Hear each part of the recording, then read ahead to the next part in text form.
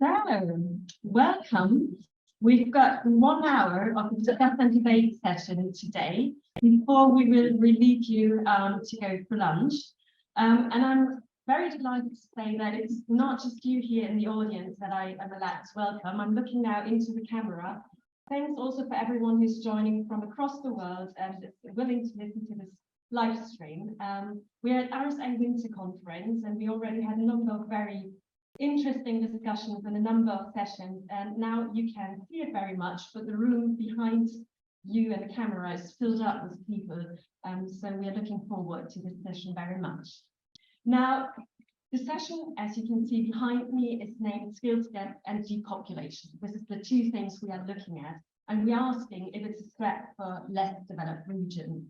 I'm the moderator, I'm Franziska, and I'm a professor of urban and regional research at Vienna and an affiliated professor of planning and housing at the Department of Land Economy at Cambridge University.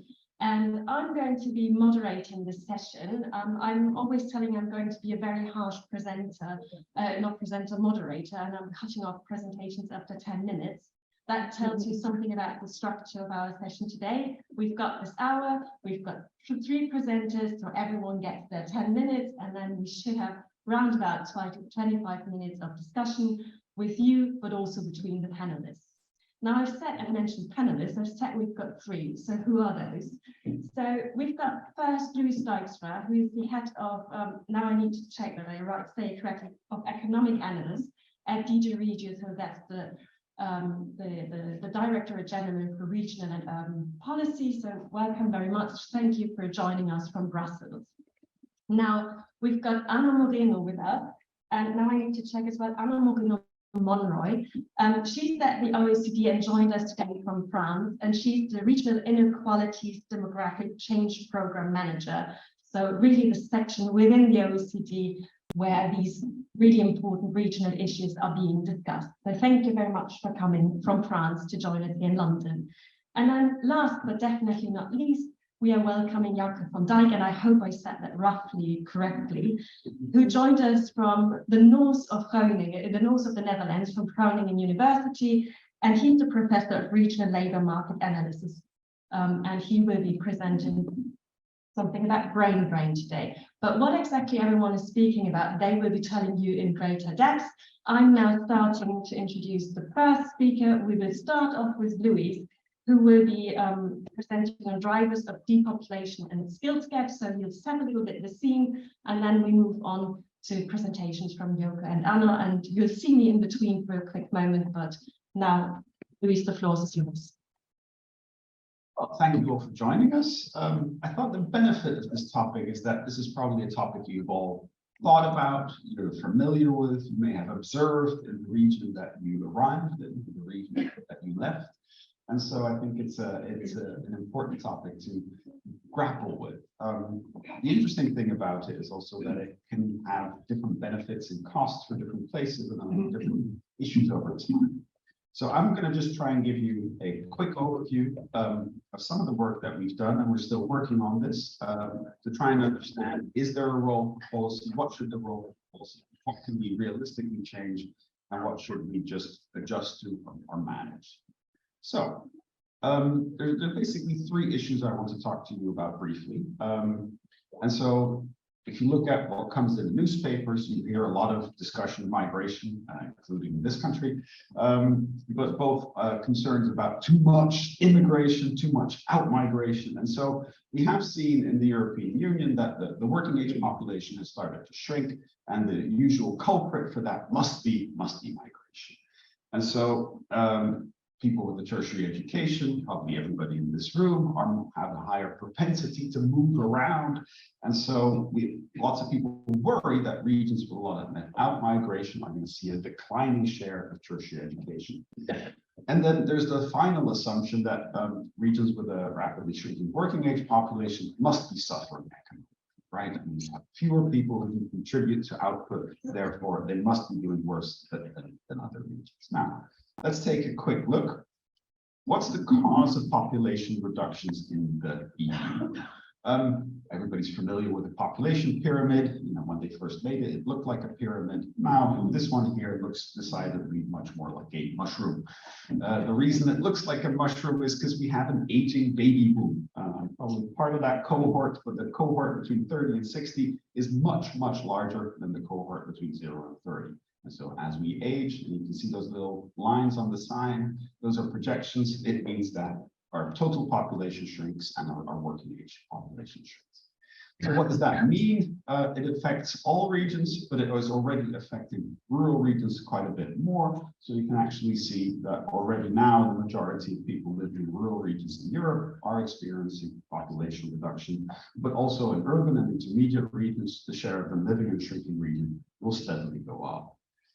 So here we've decomposed natural change, total population change of the age group 25-64 over the last 5 years.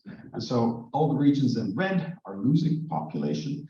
And then you can see natural change. And there even more regions are in red, which means that the number of people entering that age group is much smaller than the people leaving that age group are passing away. So you can see dark red on the middle map. And then you look at net migration, and it's almost all blue, meaning that almost all regions experience quite a high or quite positive level of net migration for that age cohort. So in virtually all the regions of the European Union, natural change has a much more negative impact on change in that working age population than net migration does. So even if we could influence migration, we wouldn't be solving the underlying problem that we have due to the age cohort effect, a shrinking working age population. And this is also projected to continue. There's a bit of a complicated table, but if you look at the column that says rapidly shrinking population, those are all the regions where you really have a rapid reduction, 0.75 per thousand per year over that 5-year period. You can see that total population change is really negative. It's almost 1% a year, but it's primarily driven by net migration. And the projections for the future, Eurostat projections here, show that the impact will be almost entirely from natural change. And so the net migration in these regions is going to be neutral or even positive. In other regions, if you look at the other regions, you do see that net migration makes a more positive contribution there, but also their natural change is negative. Talking about skills gaps, we can observe large differences in the share of population with a tertiary education in the EU. It's a bit small, but the dots are regions and they're lined up by country. And the big brown dot is the capital region. So if you see a big gap between the brown dot and the other dots, it means that there's a big difference between the capital region and the other regions. In some countries, the gap is relatively small, but if you look at places like Romania or Hungary or Poland, you see a very high rate in the capital region and much lower rate elsewhere. Now, there's two ways that can happen. It can be because everybody with a tertiary education moves to the capital, or it could be people who live in the capital see a much bigger benefit of getting that degree and they're more inclined to get that degree. The difficulty with trying to understand this is we don't have the data at the EU level to distinguish between those two. So our assumption is some movement here, but also some higher propensity in the capital because it's easy, because lots of universities, and because there's a lot of demand for tertiary educated jobs. If we look over time, we actually see it's growing everywhere. So tertiary education, the share is increasing in all regions. And we also see actually it's converging. The gap between regions, between cities and rural areas in tertiary education is shrinking over time relative to the overall share in the EU. But there are a few regions that are not converging and that are lagging. So here, this is a map showing the changes over time. The classes are the same. And you can see that over the past 5 years, almost nobody lost in share of tertiary education. Projections, again, is going to go up virtually everywhere. So despite some of the headlines and the drama, I don't find a lot of drama in the data so far. And this is another one. We have come up with an incredibly implausible scenario. We take everybody in the EU and we send everybody back to the country they're born in. I'm not advocating this, it's purely hypothetical. But we wanted to know what would be the impact on the share of tertiary educated if you do that. And actually those two bars in most countries are incredibly similar. You almost cannot see the difference between those shares. Now, what does that mean? There's two possibilities. Take a country like the Netherlands. Not that many Dutch have moved to another EU member state, so the number is small. There's a slight skill bias because people without a tertiary education are more likely to find a well-paying job in their own country than elsewhere. But because the overall share is relatively small, sending them all back doesn't make much difference. You can have a country like Romania, where the equivalent of 20% of their population in that age group is living in a different member state. So those are big numbers, that's a large share. But there, the skill bias is very small. Of that population that was born in Romania, living somewhere else, almost all of them have they have a similar educational profile as the country, people still living in Romania. So if you send them back, yes, total population goes up, but the share of tertiary education remains very, very similar. So mobility between EU countries, it does affect total population and the total number of tertiary educated, but has a very small impact on the share. So if we see differences in share, it's more likely to be because of movement within the country or the different propensity between regions to get tertiary education. Now then, the last point, population and economic decline. This is not pretending to be a serious analysis, but this, if you look at a simple regression, you get a cloud, you get a very low R-squared. You see no indication whatsoever that having a population decline actually leads to economic decline. You can do, of course, a more rigorous job and add a lot of controls, but nevertheless, in the end, I'm not convinced that we'll find a large impact, if any at all. This is also because the scale of population change within the EU is relatively small. We're talking about something 0.%, 0.1 or 0.2, whereas economic growth, at least in good times, is measured in full percentage points. So the scale of the two issues is so different that you don't necessarily see a big impact on one of the other. How much time I have got left? 2 minutes. I know how to do this. So, I started out with some hypotheses or messages that you see in the media, left and right. Rapid reduction of working age population, clearly driven by migration. It's not the case in the EU. In EU regions, the main cause of reductions in working age population is natural change. You have an aging baby boom, it's not going to change, it's going to get worse, or it's going to get stronger. So we shouldn't pretend that by trying to change migration, or let alone fertility, that we can change these patterns. These patterns are really baked into our current age structure, so we better get used to them and find ways of managing that particular change. The share of tertiary education is growing, it is converging, but some regions are not converging. Not all regions are converging. So for the ones that are really lagging, it is an open-ended question. Will this undermine their capacity for medium-term growth? Will they see a limit on how fast they can converge because there is not highly educated potential labor then? The difficulty is it's not just a supply issue, right? It's also the question, is there the demand in that region for that kind of labor? Are there jobs there that really require people to have a tertiary education? And if there's not, what benefit will we derive from keeping people in that particular location?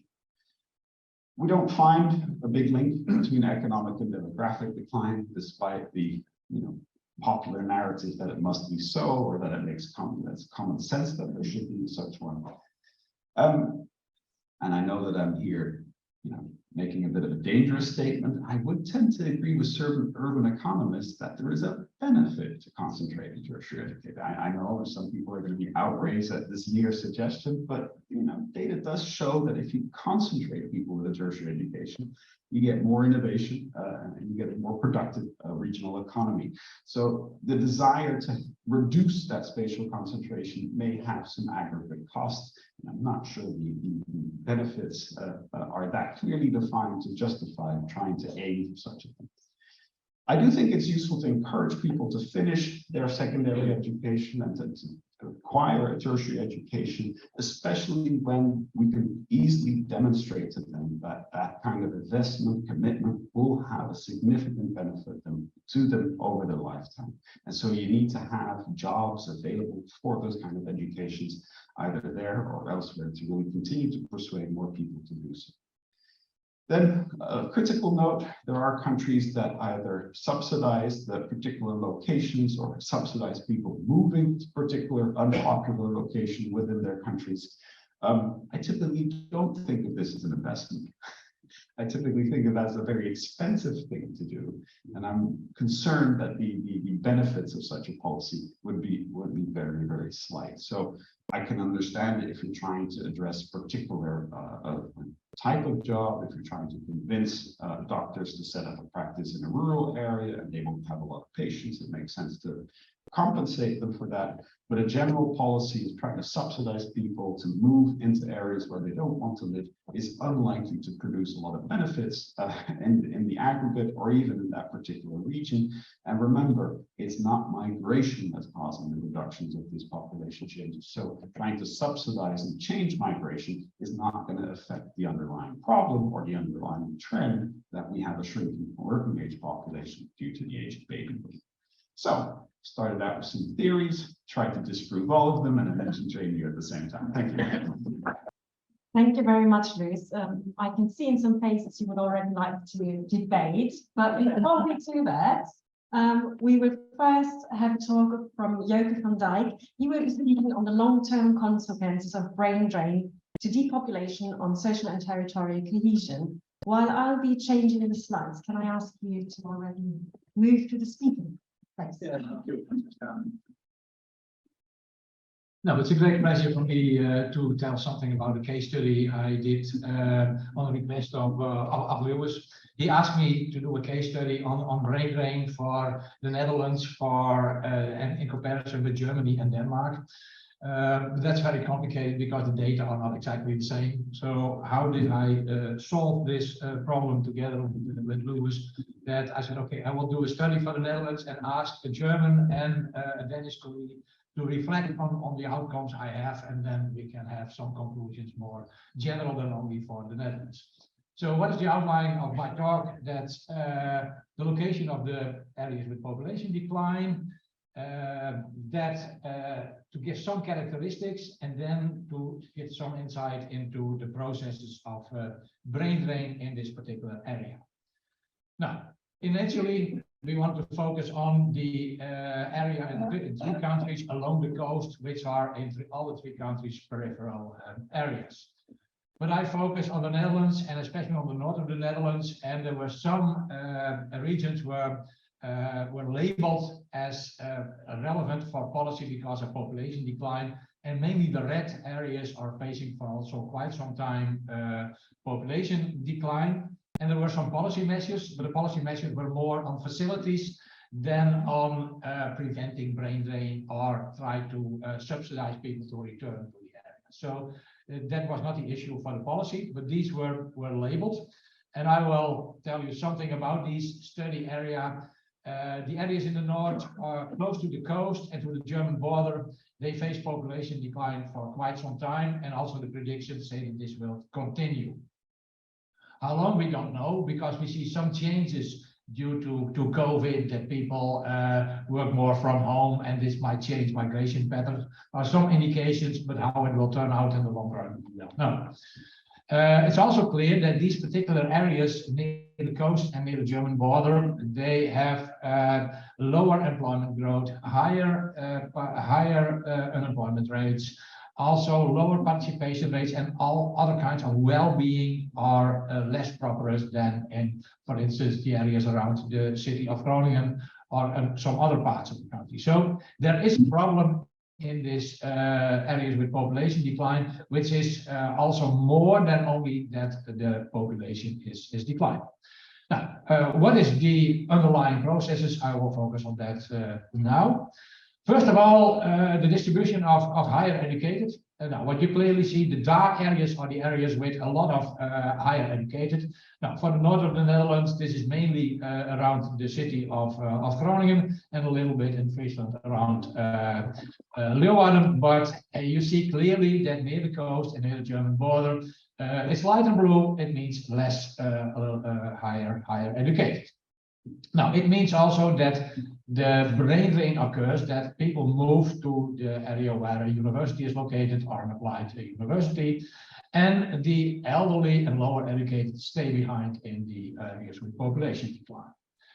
Now, what are the underlying processes? This is the so-called escalator model, that the areas, the cities with institutes of higher education, they attract people from all over the region. And after graduation, some move to the central areas of the Netherlands. This shows there is a redistribution of human capital within the region, but also between other regions. Now, when you look at the city of Groningen, you see a typical pattern by age, that at the age of 15, it starts that people are coming in, and after graduation, they move. And when you look at the map, you see blue and the red dots. It means the blue dots, these are municipalities who lose population with the city. And the red dots, in the end, they get more people from Groningen than people are moving from that area to Groningen. So you see, within the north, there is a loss for most municipalities, and some stay in the area around Groningen, and some move to especially Amsterdam. Now, this is the process, what is going on. When you look at more detailed, we did a study based on microdata, where we have the people at the age of 16 and at 28, and we know where they are located and if they have gained an educational degree. Now, this map shows where people were located at the age of 16, and the left diagram at medium vocational level, you see most of them, this is the area, the level of education which is mostly followed, and it's also quite equally spread. When you look at the most right map for universities, you see that most people who go to university are already located close to the city of Groningen. Why? Because there are also, their parents are highly educated, and parents with highly educated more have children who also go to university. Now, that is what you see in this pattern. And this is where they live at the age of 16. The next map shows where they live at the age of 28. Now, you see in the areas with population decline that a small share of those who go to a university for a university degree, but if they do, also almost 80% of them leave the area and does not come back. Now, we can clearly show this pattern with our analysis. And there's another thing in the area, and when you look at a little bit more broad, that's the University of Groningen. We just saw that a lot of people within the region moved to the city of Groningen to go to university, but more than 50% of the students is coming from outside the north of the Netherlands. So there's also an inflow of talent. And in the first year after graduation, there is still a net gain for the north of the Netherlands. But after 5, 6, 7 years, when they look for their second job, then you get a loss, because the career opportunities in the long run are less. Their partner gets a job somewhere else, because the density of attractive jobs is lower in the north of the Netherlands. So in the end, there is a loss. And you see this also in this graph when you look at the mobility pattern over time. You see Amsterdam on top. Now, Amsterdam attracts a lot of students, and after graduation, it attracts even more. For the city of Groningen, you see that even before graduation, the first leave, because their partner gets a job somewhere else and they finish their master thesis on the place where their partner lives. So these patterns are relevant for the city of Groningen. Now, what to do with it? Universities have policies. The University of the North has now developed a new policy that they will not spread faculties over the country, like for instance now is the case in Denmark, but they want to have hubs, field labs to connect with SMEs all over the place. Now, I think that might be a successful strategy, better than to try to move higher education back to their home region or to move students because students want to live in a lively city and not in a small village somewhere else. So with regard to this, I think the university has a policy which might work, because I agree with Lewis to force people to go back to their home region or stay there. I think it's not a good option, not for the region and certainly not for the people themselves. So conclusions, regions with population decline in the Netherlands are near the coast and the German border. They have a long history of lagging behind, and this has to do with the educational level, but I think this brain drain occurs and that's very difficult to stop it. And it might even be questionable if this really leads to gains in the long run for the regions as well as for the people. So a substantial amount, the people who go to university in the declining areas, the share is lower, and if they go, they don't come back, they stay where they are or move to the rest of the country. Those with roots in the northern Netherlands, they stay longer and more often. So there is a kind of identity place attachment, but still many of them leave. Now, second conclusion that when the region of the Hill, they attract also talent from other. More than 50% of the students at the University of Groningen comes from outside. Even 10,000 students now from abroad. But after graduation, they leave. Some policymakers call this brain drain. I try to label it as a clean export product because they come to the city of Groningen, they spend their money. The university is quite big, it's a very big employer. So after graduation, they leave. What's the problem? It's a very nice and clean industry. But policymakers are not always convinced. But I think it's good that you try to retain more. But if it's not successful, you still have the benefits that they study in Groningen and spend their money over there. So that's an interesting debate. For the Netherlands, I mentioned the University of Groningen has this policy to establish campuses to connect with the SMEs in the region. And I think this works. It's quite new, but policymakers are of interest, also the local policymakers and the local SMEs. And I saw already some interesting results. Denmark now has established an official policy that they want to relocate, and they force universities to spread out their educational programs over the country. I know some examples in Denmark. I know there's anyone from Denmark here, but it means that some faculties go to small cities of 50,000 inhabitants, and students are not really happy there, staff is not really happy there. So it might be questionable if this policy is successful, but at least they established this policy now officially. For Germany, my colleague could not identify clear policies, only in the type of maintaining facilities like schools, transport. There are some certain subsidies like that, and restructuring the housing market, but not really policies which aim to stop the brain drain or to subsidize people who go back to their home country. That's it.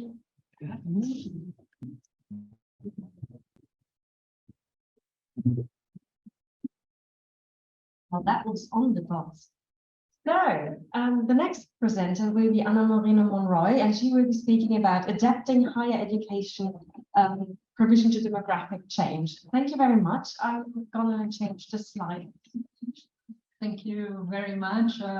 Yes, I'm a clean export product from Groningen, actually. So we'll get that out of the way. I better Jouke to convince me to return to Groningen, so I'm doing a good job so far. But yes, as Franziska mentioned, I live in Paris. I work for the OECD, and today I want to present some findings of our upcoming report on resourcing higher education in Portugal that I did with my colleagues in the Education and Skill Directorate. So I will be speaking mostly about education policies today, not so much about regional policies, but maybe that's good for a change. So the case of Portugal.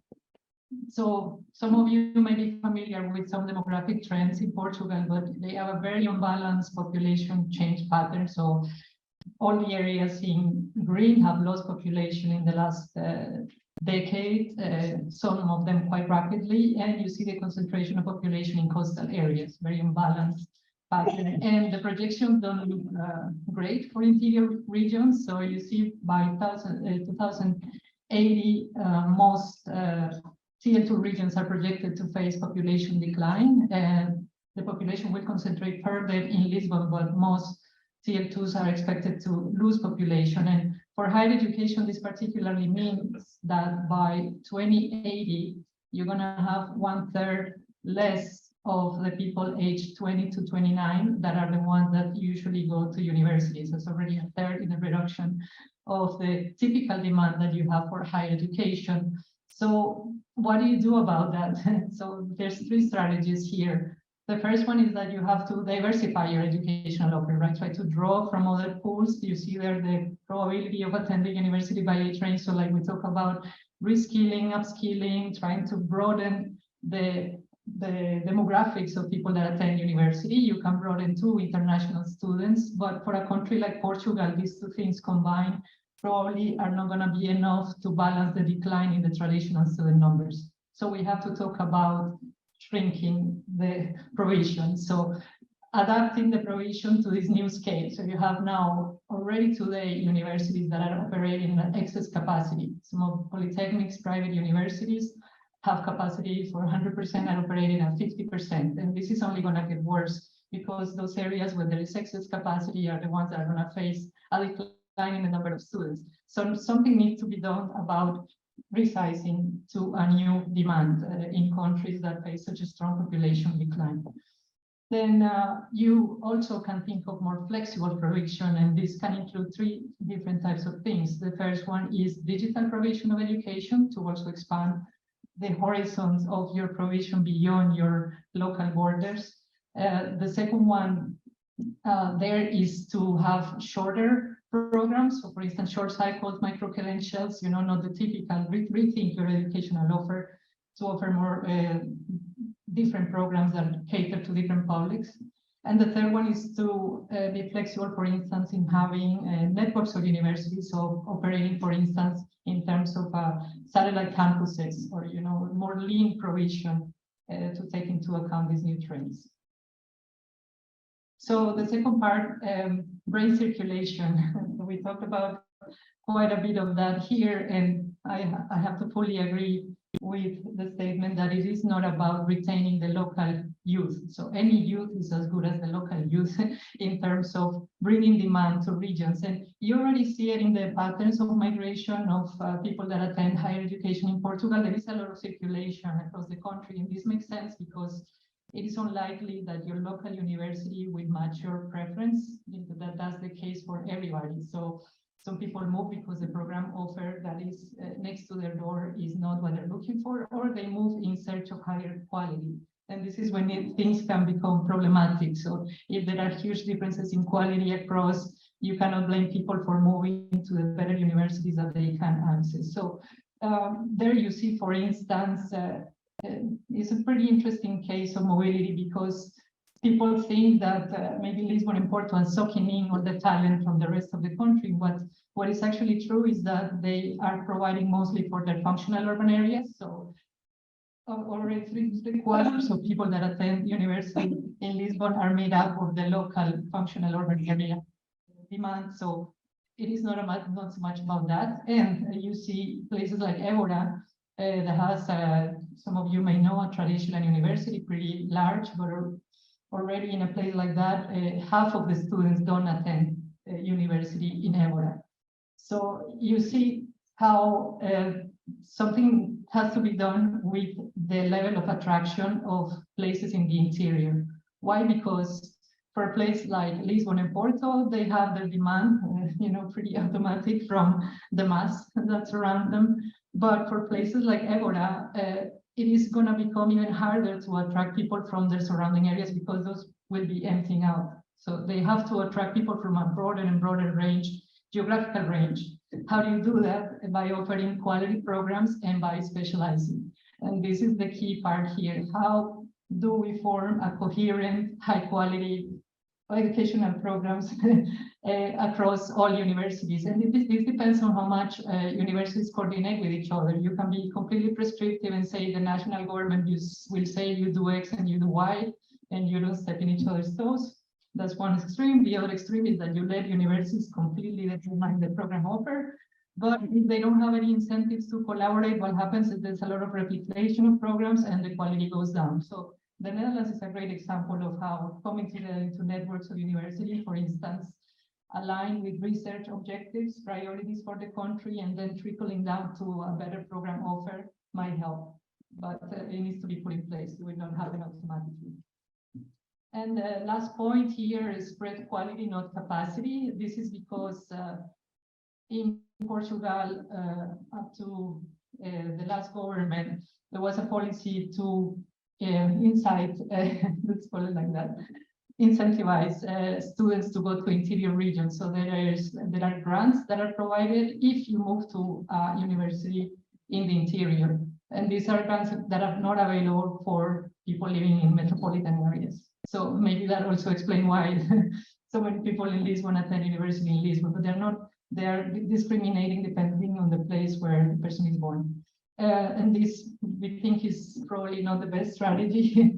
Probably better to think of a system that is progressive, a system that allows mobility of students across the country with sufficient financial support for all of those that want to move, even those that want to move out of urban areas. You also have to provide that, because in a system like this, combined, for instance, with policies that were restricting the number of study places in universities in Lisbon and Porto, because they thought that these universities will be becoming too large. So one way was to say, let's restrict the study places there and give more money to interior universities. So this a policy like that can end up excluding the urban poor, because you create more competition for less places in the place with most demand. And on top of that, you don't provide financial support for the urban poor, immigrants, etc., to move universities somewhere else. You end up effectively creating a more unequal system. So you really have to think it through in terms of spatial policies and how much this is about also interpersonal inequalities.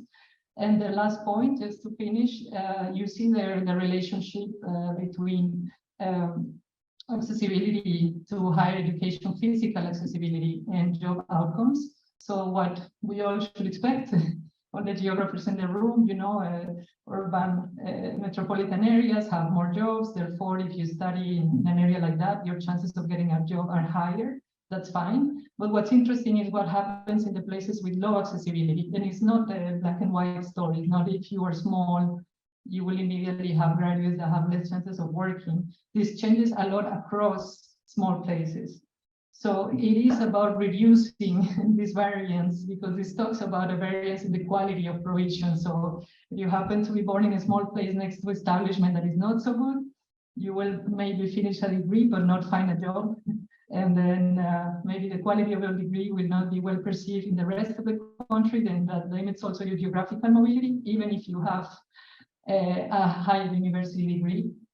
But if you're lucky enough, you were born in a small place, but they happen to have a very good higher education establishment, and you're fine. So what we see here also that is key in our interviews with the higher education institutions in Portugal is some of the ones that have the good job outcomes are the ones that make more of an effort to connect with the local employers. So this smart specialization, if you want to call it, fancy term for something very simple, but like Polytechnic of Bragança, you know, already is very linked to the SME sector in the region. They hear what they need, they work together with them, they even provide some funding, they try to solve issues like accommodation, etc. So it's a very close-knit relationship that ensures that in a place, you know, that has limited jobs, your graduates are going to make it and are well perceived also in the rest of the country. So that's it for me. Thank you.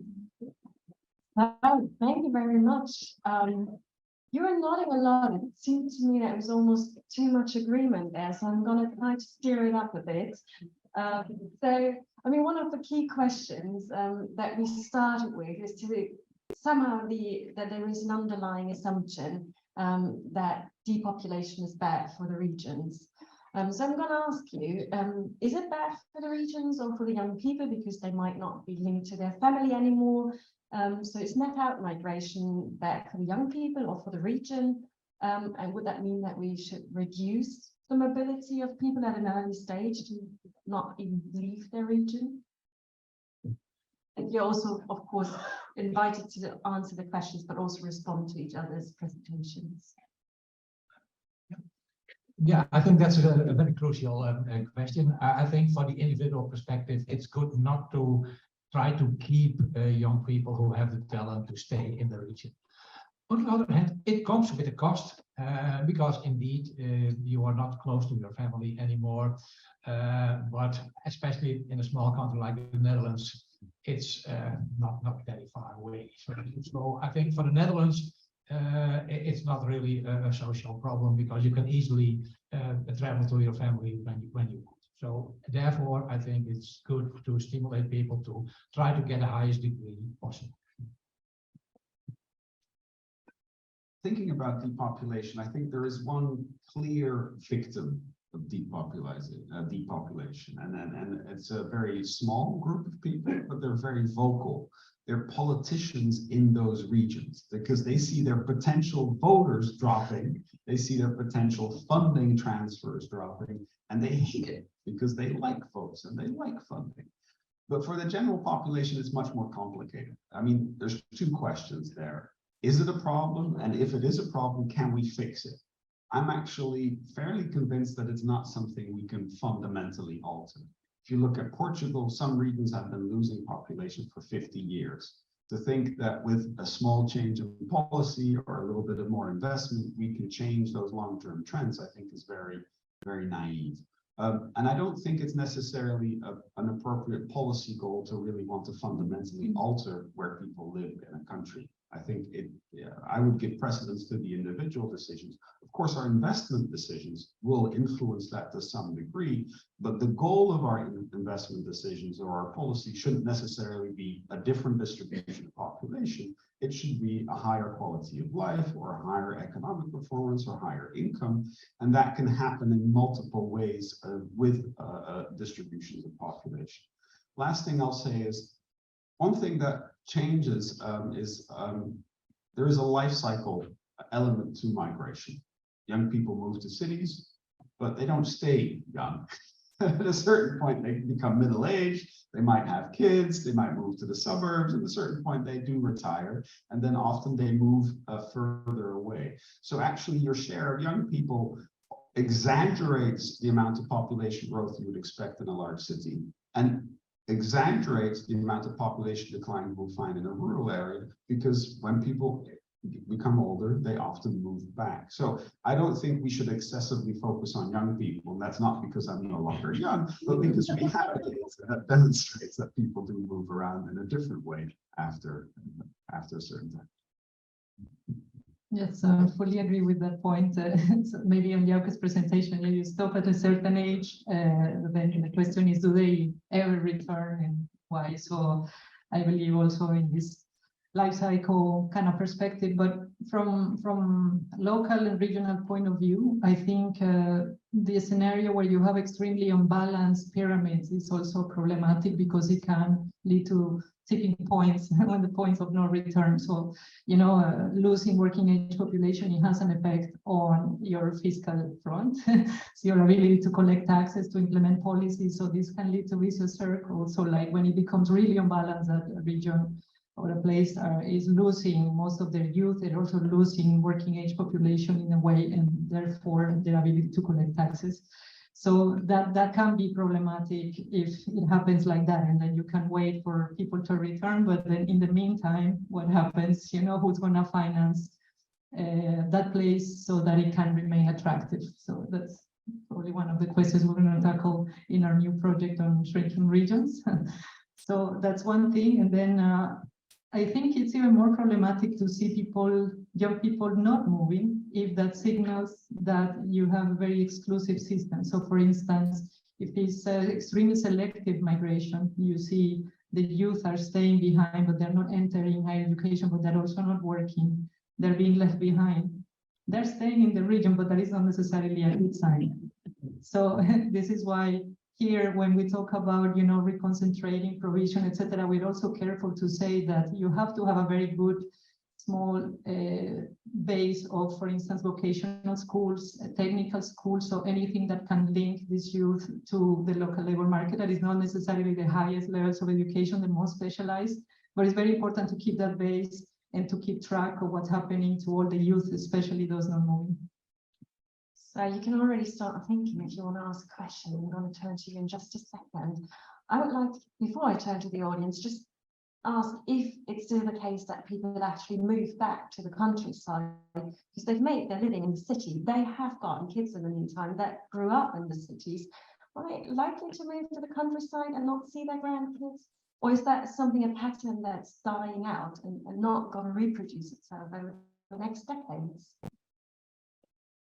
So when we look at net migration patterns by age in Europe, we definitely still see a pattern that net migration of the age group 65 plus into rural regions is positive. Don't know, I can't speculate about the relationship with their grandkids, but I can say that the data confirms this pattern. But something that Anna said, I wanted to respond to as well. There is this issue of scale. Most of the analysis I presented was at large regions, NUTS2 regions, and within those regions you will find a lot of diversity. Some people, notably the World Bank, is a big fan of promoting migration, thinking that that will solve a lot of things, and that pumping money into less developed regions is a waste of time, and we should stop doing so very rapidly.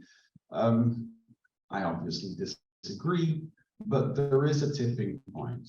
But that tipping point doesn't happen in a region of 1 million people or 500,000 people. It happens at a smaller scale. And given the very substantial population reductions we'll see in many member states, it is very likely that some small settlements, and I'm talking villages of a couple of hundred people, will be confronted with those kind of tipping points.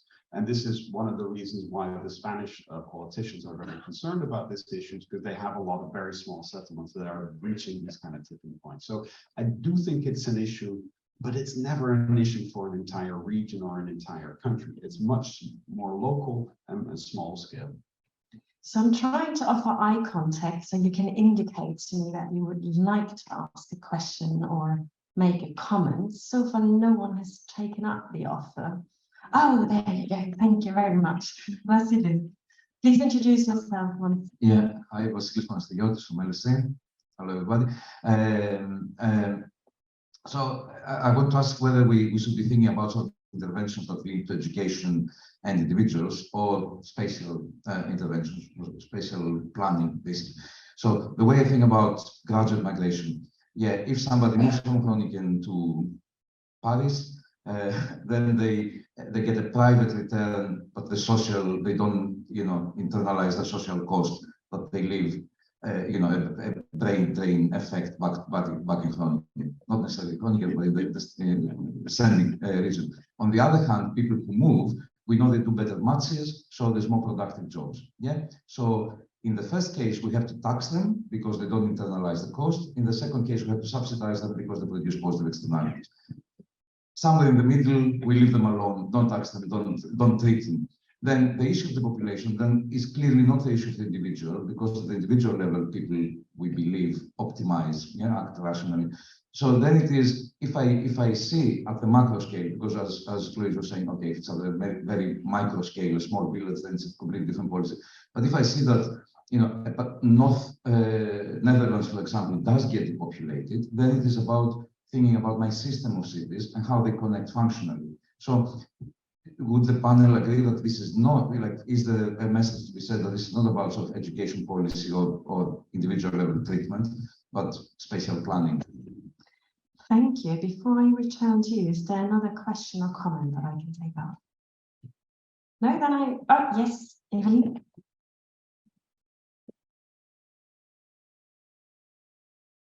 Thank you. I would like to ask also about the need for tertiary education, and also that there seems to be kind of inflation of those kind of education levels. And we saw that it is increasing everywhere. And also recently we had in the Netherlands a kind of discussion about more and more people getting university degrees, for example, but even some of the companies, they don't request it anymore because they might, instead of university degrees, they've got to have people that have skills that they really need, and which can be programming skills, but also skills working in the construction sector, which is also increasingly getting complex, for example. And I think, Anna, you already mentioned also something about it, so you need to have it at multiple levels, but perhaps could you also respond to that? That's fantastic. That was my backup question. So can I hand over to you? I'll start with the Vasili's questions about spatial planning. We have been looking into the settlement network. So what's the role of cities, towns, and villages in different locations, something we're doing together with the OECD. And I think that settlement network is very important because it is often the location of the provision of important services, be they healthcare or education, but also private services. And so when you're confronted with a substantial reduction of your population, that settlement network is going to be affected, and it's not something that will automatically adjust. And so, for example, what the OECD recommended in Japan is that they actively try and strengthen some of the nodes in that settlement network and agree with the local population, local politicians, which settlements are likely to disappear. This is a painful process, but I think it's a better process than the alternative, where all the settlements lose population and many of them may be faced with a tipping point. Whereas if you can maintain some of them and try and reconcentrate population in some of the remaining settlements, you may actually end up with a higher level of service provision than you would without intervention. So even though the process might be somewhat uncomfortable, I would hope that the end result is a positive one. Yes, to follow up on Vasili's question, you could have spatial policies that aim to, for instance, rebalance territories, and with a lot of emphasis on higher education. This is what Portugal was attempting before. So, providing grants for students to move to the interior, that didn't work. Providing additional funding to university interior, even though they have excess capacity. So this clear spatial policies, not personal policies, but it did not necessarily lead to the intended outcomes. So like what you had was students moving as proximate as the policy allowed them close to Lisbon. So instead of ended up in the real interior, they ended up in Centro and the coastal areas ones. To the limits, it's actually a really nice self-organization example, but to the limits of what the policy allowed them, still benefit from the proximity to cities. So you cannot go against these currents, and I think there's maybe too much emphasis on how much of the problems can be blaming the tertiary educated and how much role they can have in overturning things. So like it is for those that left the region and are not educated to come back and rebuild it, and this sort of thinking. But it is in reality, you need just a package of integrated policies that make sense. So if there are jobs for them and it makes sense in terms of income, and they, in the meantime, also recover, for instance, the social family connections, that's great. But to ask them to go without anything else in place makes no sense. So it is about mostly more than spatial. I would say it's spatial integrated, because it has to also take into account what's happening with the jobs and the rest of the region in terms of, for instance, service provision, etc., housing. It cannot be separated. I have some doubts about spatial planning as an instrument. I think it also depends on the preferences of people.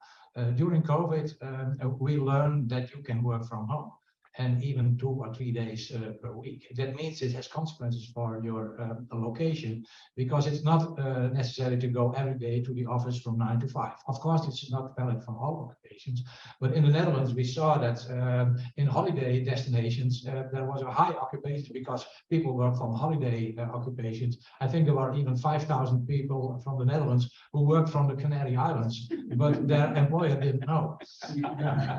And they didn't.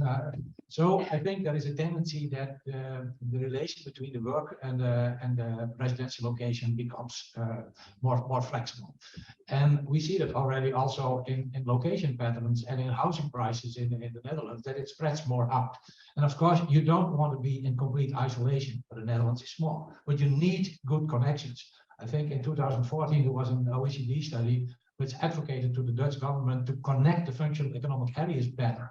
And that means you can spread the population more equally over the country without losing really the agglomeration effects. And you can avoid some congestion effects which are negative. And that is related to spatial planning, but first of all to the behavior of workers, but also of firms. Did they accept that their workers are far away?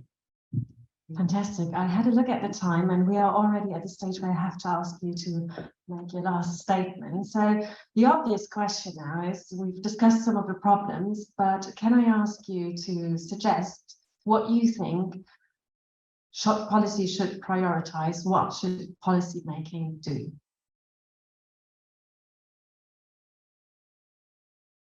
From my end, I would say, coming back to the point of quality, so it's the most important thing to ensure inclusion, territorial or otherwise.